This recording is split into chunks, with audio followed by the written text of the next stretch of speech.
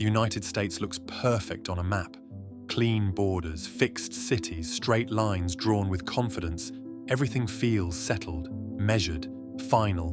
But beneath that polished surface are mistakes so old and so trusted they no longer look like errors. They look like facts. Because once something appears on a map, we stop questioning it.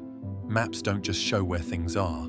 They decide who owns what, who governs whom, which laws apply the moment you cross an invisible line at 70 miles an hour. And we trust them instinctively.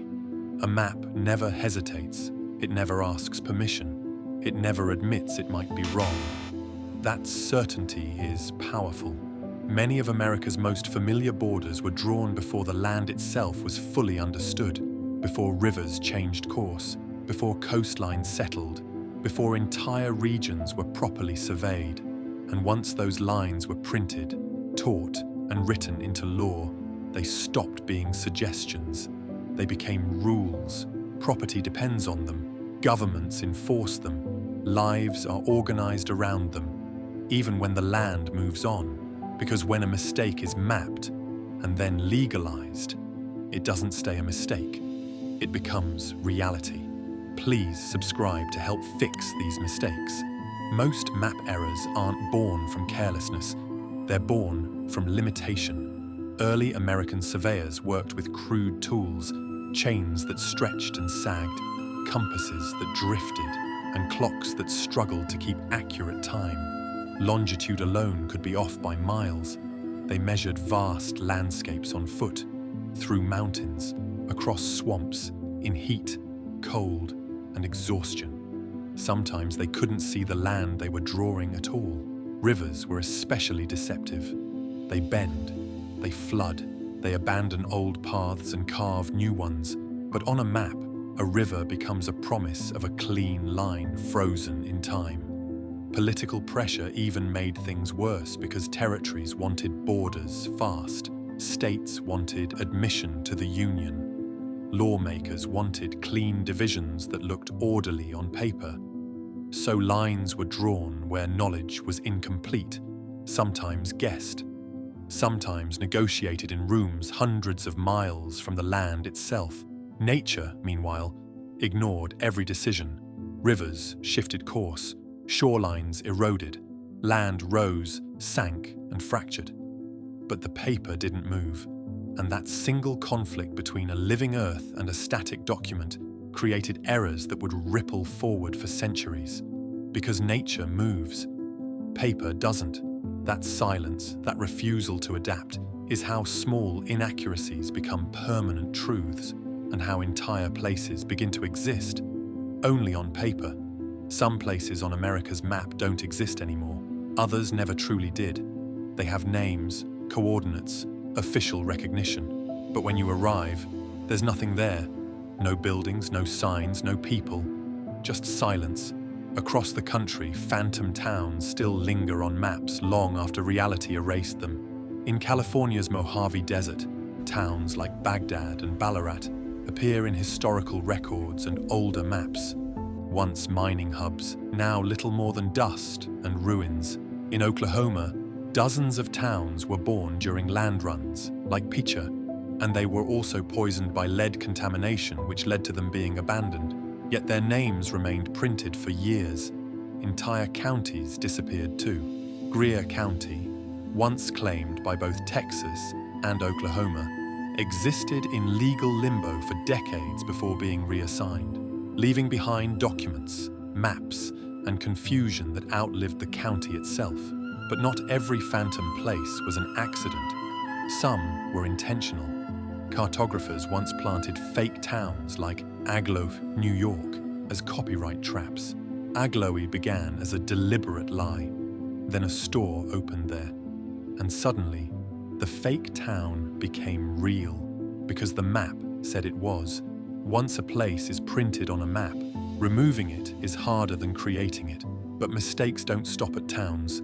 Sometimes, and they define entire borders. Borders that don't make sense.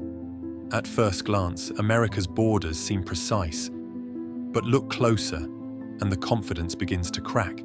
Some borders were drawn wrong from the very beginning. For example, The Four Corners Monument, the only place where four states supposedly meet, was placed nearly 1,800 feet east of where the true coordinates intersect. It's wrong, officially wrong, yet it remains untouched, because correcting it would invalidate land deeds, state claims, and tribal boundaries across the four states. The border between Georgia and Alabama is also misplaced, shifted nearly a mile east due to an 1800 surveying mistake. That error still fuels disputes over access to the Chattahoochee River, Atlanta's primary water source. Now, those straight-line states, Colorado, Wyoming, Kansas, they look clean and geometric, but the earth is curved. Those straight borders bend subtly because early surveyors struggled to map latitude accurately across vast distances. Then there are borders that nature itself refused to respect. The Mississippi River, used as a natural boundary, has wandered for centuries. As it shifted, the law didn't. The result is Kentucky Bend, a piece of Kentucky isolated entirely from the rest of the state, reachable only by passing through Tennessee. And Bell Point, Arkansas, an island technically east of the Mississippi, separated from its own state by water that no longer follows the map. The land changed, the law stayed still, and in that mismatch between reality and ink, confusion settled in. Not just geographic confusion, human confusion. When maps are wrong, people live with the consequences. Take Kansas City, Missouri, Kansas City, Kansas. Two cities, two states, one shared name. Residents cross invisible lines every day, triggering different tax codes, school districts, and legal systems without ever leaving the metro area. Or consider West Virginia. Its name suggests it lies west of Virginia, but geographically it sits mostly north of it. Then there's Ellis Island. For decades, New York and New Jersey fought over who owned it. Immigrants passed through unsure which state they technically entered. Only in 1998 did the Supreme Court split the island, assigning natural land to New York, landfill to New Jersey. Alabama's capital moved from Cahaba to Montgomery. Georgia's shifted from Milledgeville to Atlanta. But outdated maps continued circulating, misinforming travelers, officials, and educators for years. These weren't harmless quirks. They caused legal disputes, identity conflicts, communities split by lines no one could see, but everyone had to obey. And some of these mistakes didn't just confuse people. They nearly started wars. Most map mistakes cause confusion. Some cause conflict. And a few nearly tore the country apart. In the 1830s, a surveying error placed a thin strip of land in dispute between Ohio and the Michigan Territory. Both sides claimed it. Both sides sent militias. This became known as the Toledo War, a conflict sparked not by resources or ideology, but by a misdrawn line. Shots were rarely fired, but men were arrested. Borders were fortified, and Congress was forced to intervene. Michigan lost the Strip, but gained the Upper Peninsula as compensation. A cartographic mistake reshaped two states forever. Elsewhere, map ambiguity fueled even bigger ambitions. The proposed state of Franklin emerged in the 1780s when settlers in eastern Tennessee felt disconnected from North Carolina's distant authority. Poor maps, unclear borders, and isolation made self-rule feel inevitable. It failed, but not quietly. Decades later, the state of Jefferson was proposed in Northern California and Southern Oregon, driven by the same forces. Distance, neglect, and lines that didn't reflect lived reality. These weren't rebellions born of chaos. They were reactions to maps that didn't match the land or the people living on it. Because when borders feel arbitrary, authority feels fragile. And suddenly, lines on paper become reasons to fight. Cartography assumes something fundamental. that the Earth holds still, but it never has, because entire islands have vanished. In Alaska, barrier islands have been swallowed by rising seas. Maps still show roads where water now flows. Lakes have vanished too.